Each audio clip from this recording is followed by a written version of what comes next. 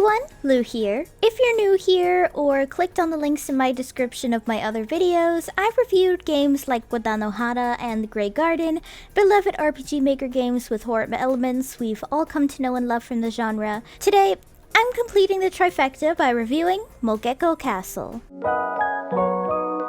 Mogeko Castle was created by Deep Sea Prisoner, also known as Funamusea, who is also the creator of Wataanohara and The Grey Garden. The game was originally released on April 1st, 2012, but 2 years later it would receive basically a remake in 2014, which has been the standard version to play ever since. Unlike Wataanohara, which had a decently innocent story with gory details the further you dived into it, and The Grey Garden, which had minor gore throughout the entire story but was relatively harmless, Mogeko Castle has always been a controversial game in Funamusea's collection of games, to a point where many speculate it's why she isn't developing more games at the very least. I mean, she's still telling her stories, as seen with the Wataanohara manga, and her other manga focusing on other characters connected or associated with the Grey Garden, but still. Many would heavily criticize Mogeko Castle for being too gory for its cutesy art style, having extremely sensitive topics played up for comedy, and overall having extremely dark humor to a point where she's received extreme online harassment for years because of it. Actually, sadly, recently she was harassed again on Twitter, or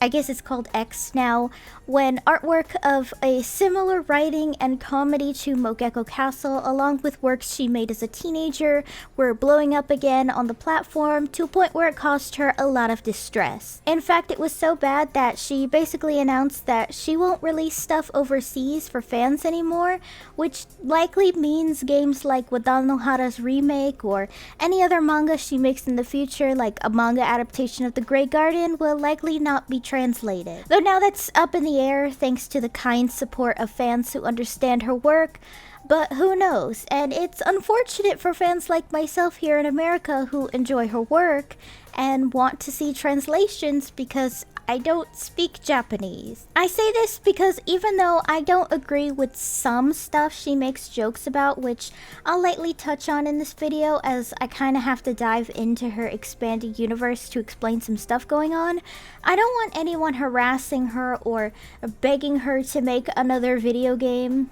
Then to warn you guys, as the very beginning of the game when you load says, this game is not for younger viewers and definitely not for people who are sensitive to gore and really dark humor. If jokes about people dying specific horrific deaths, characters being ridiculously pervy to the point of camp, or possible cosmic horror bothers you, I do not recommend playing this game or watching a video about it. If you still want to play her games, but a more light-hearted one with some minor gore, down below will be my reviews of Wataanohara and The Grey Garden. I'll also be spoiling the game too, so if you don't want to see that, that's a warning too. Alright, let's get started with the story.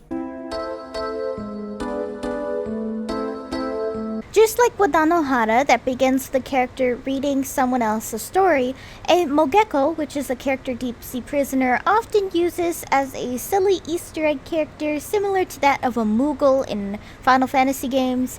Except in this game, oh boy!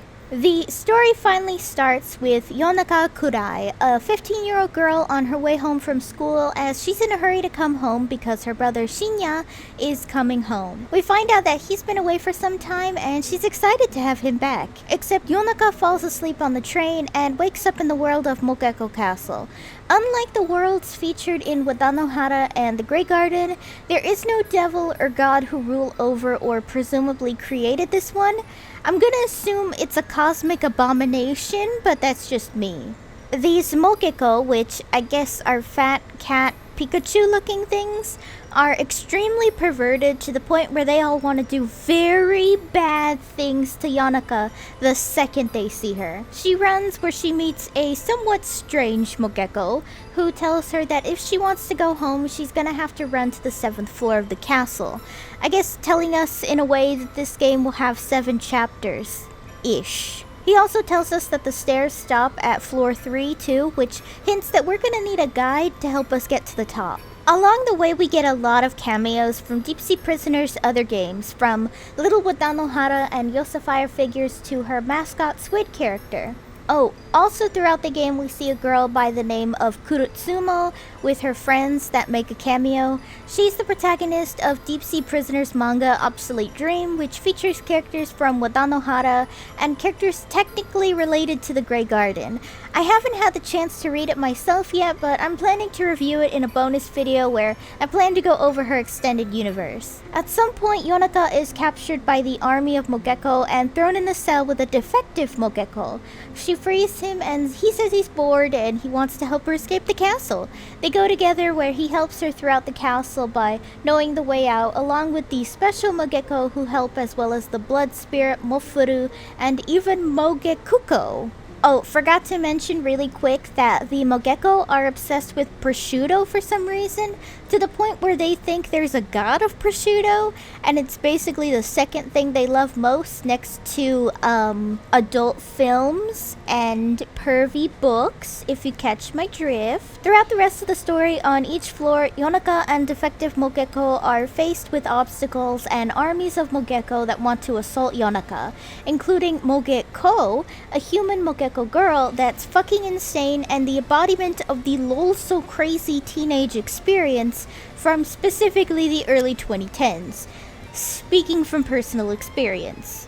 Eventually, around the 6th floor, after the king of Mogeko, called King Mogeko, which is all lowercase for some reason, tried to intercept their teleport to the 6th floor but failed, so he gets up and shoots defective Mogeko with a gun when he actually meant to shoot Yonaka. That's when defective Mogeko reveals to us, as our characters hide from the King Mogeko and the hordes of Mogeko temporarily, that he's a special Mogeko called Nega Mogeko that was basically the opposite of the other half of King Mogeko. He doesn't agree with the lifestyle of the Mogekos and plans to sacrifice himself so Yonaka can go home. He does sacrifice himself, having a campy sword fight with King Mogeko, where he hints at his cosmic horror powers that make him survive, where defective Mogeko is crucified and then burned at the cross. Traumatized, clearly, Yonaka takes this chance to book it for the 7th floor to return home. Finally back in the real world and back home, Yonaka goes to her brother only to see her brother is fucking crazy and killed their parents, but doesn't seem to mind it.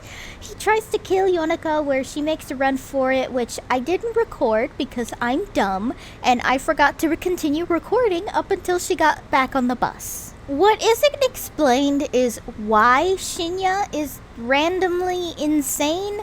I know Deep Sea Prisoner likely has plans to explain this someday, but for now it does come across as extremely random as a plot twist. Oh, I should also mention that Yonaka has incestuous feelings for her brother. I don't know if he feels the same, but that's a thing. Yeah, incest is not exactly new to Deep Sea Prisoner's universe. If you're extremely familiar with her lore, then you probably know about what happened between Ivlis and his son Licorice. Back on the bus, Yonaka is taken back to Mogeko Castle by a Mogeko for some reason, and rather than running away from what's going on with her brother, she decides to flee from the Mogeko world again to go back to her brother. I guess this time she snapped from all the sudden trauma happening in a single day, so she goes back home and kills her brother. It's implied that her brother might have been under some sort of mind control, and killing him brought him back, which makes Yonaka truly happy. Except now it cuts to the Mogeko from the beginning of the game, who it turns out is King Mogeko, who is mocking Yonaka for trying to take her own life and ending up in a possible vegetative state from the trauma of killing her brother and all that. However, even though this is labeled the true ending, many fans speculate that a mix of the true ending and normal ending might be canon. This is because Deep Sea Prisoner's next game she's been teasing at for several years now, called General Hashaki's Great Adventure, will feature Yonaka from the normal game as Lord Prosciutto, and presumably the ruler of Mogeko Castle now, I think? Of course, the game is currently on hiatus for an unknown amount of time due to the game's aesthetics and characters being based on Russia and, well, Certain real-world events with Russia kinda ruined it for now, I guess. That, and she's expressed worry on making it because it will feature the most graphic content out of any game she's made. Which I don't know about that, when I've read her Wadanohara Bad End epilogue and the Satanic and Iblis Dojinshi she made, so I don't know how you can get worse than non-consent and mpreg, but okay, I guess. This has led fans, myself included, confused on which ending is actually the true end to Mogeko Castle, but personally, I've theorized that Yonuka eventually snaps from her vegetative state after King Mogeko mocks her for the millionth time and kills him like in the normal end and becomes Lord Prosciutto. That's just been my theory anyway, but up to you guys. It's also vaguely implied in some of Deep Sea Prisoner's sketches that Yonuka and Mogeko have a daughter. Weird, but considering she loves her fucked up ships, who the hell knows? Writing-wise, it's pretty weak in terms of both lore and characters here. I mean, Yonuka is a pretty ordinary character who is secretly just as insane as her brother for unknown reasons. Mogeko is just lol so crazy stabby stab, and defective Mogeko is the sanity we need in an insane place. What I will say is the game's strongest point is its comedy. I mean, the jokes about assaulting Yonuka are a little yikes for me, but the jokes about characters dying horrific deaths and acting like it's totally normal around here to have characters have existential crises is just really funny to me. I know I have a really dark sense of humor, but still. I mean, I can't lie, this game did make me laugh in several areas, which I know won't be for everyone. If I could describe what Mogeko Castle is trying to be, I'd say it reminds me of cheesy 80s to early 2000s Japanese B-horror films. There's just this level of over-the-top gore mixed with this weird campy humor that just makes it feel that way anyway. Overall, although the story doesn't have a lot of substance, it's pretty funny, and if you like to see bad things happen to good characters, then woo boy, you are in for a treat, because Yonuka suffers in literally every single ending ever, except where she marries defect Mogeko. That is like the only happy ending in this game. I don't know if I'd consider this really gameplay when the game plays pretty straightforward and even has arrows pointing to you on where to go. Unlike Wadanohara and the Great Garden, this isn't a turn-based RPG, but instead mainly a walkable visual novel. I mean, you can get other endings, but many of them are pretty obvious to get, as the game literally warns you if you do the thing, then boom, bad end. The only real way to get the true ending as opposed to the normal ending is to not kill any of the special Mogekos and then heading straight forward up the path of Forsaken or something like that. If you kill any of the special Mogekos, or all of them if you want, then you're locked into the normal ending only. This makes replayability really low. That, and the game is really short too. Looking around trying to extend my playthrough while recording at most is about 2 hours of gameplay. Luckily this game is free, so it's hard to criticize it for being short with little replayability when you don't pay a damn dime for this game, but I still think it's fun. The only thing I didn't like about the gameplay is the chase sequences, because a lot of them required going in a specific direction and opening doors in a specific pattern or the end of a certain hall or something, so I ended up redoing a lot of them. Like the last chase scene on the way to the 7th floor was just a teensy bit of a fuck you, but that's just me. Although the artwork is easily the highlight of this game. Deep Sea Prisoner's art is lovely, and some of the CGs are really pretty, creepy, or just really well made. She also used a lot of her own assets, such as Yonuka's hand being her real hand, or any real life scenes being photos she took of real life, so that's really cool. Kinda reminds me of the process Ghost Tundra talks about when making the Lacey games. Overall, the gameplay is baby easy, except for near the end. The game is short and has no replayability, but it's still something to enjoy if puzzles and turn-based RPGs aren't your thing. I used used to feel very mixed on Mogeko Castle. I'm still a Wadanohara simp, don't get me wrong, but I feel like Mogeko Castle was a game that gave me a much needed laugh and something campy that I don't really see in RPG Maker games. It's very unique in that way.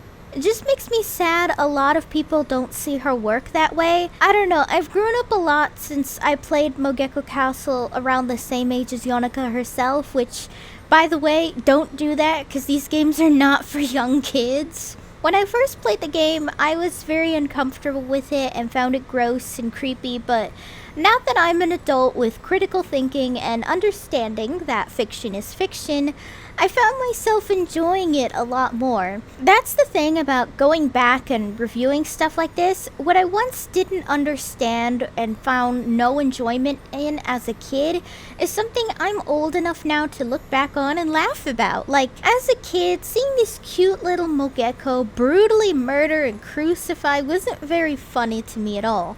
But now, this shit is stupid. It's hilarious. Like, this is so over the top. I love it. Down below in the description will be VG Person's website for Mogeko Castle, and if you'd like to help Deep Sea Prisoner financially in any way, down below will be her Ko-fi page. Currently, she's announced her and her family are dealing with some pretty bad financial issues, so if you want to help, then feel free. Also, down below will be my Ko-fi page if you want to help give a tip jar for videos like this. That'll be it for this video though. Next up, but who knows when, will be my final video going over a ton of Deep Sea Prisoner's extra content, like her manga, doujinshi, characters she's given trivia about in her web pages, and tidbits about characters from her live streams. What do you think of Mogeko Castle? Do you love it? Do you hate it? Can you not hear the Utao de Foco or Slow Motion by Pinocchio P the same way again because the Mogeko voice uses the same text-to-speech program as them? As always, let me know down below.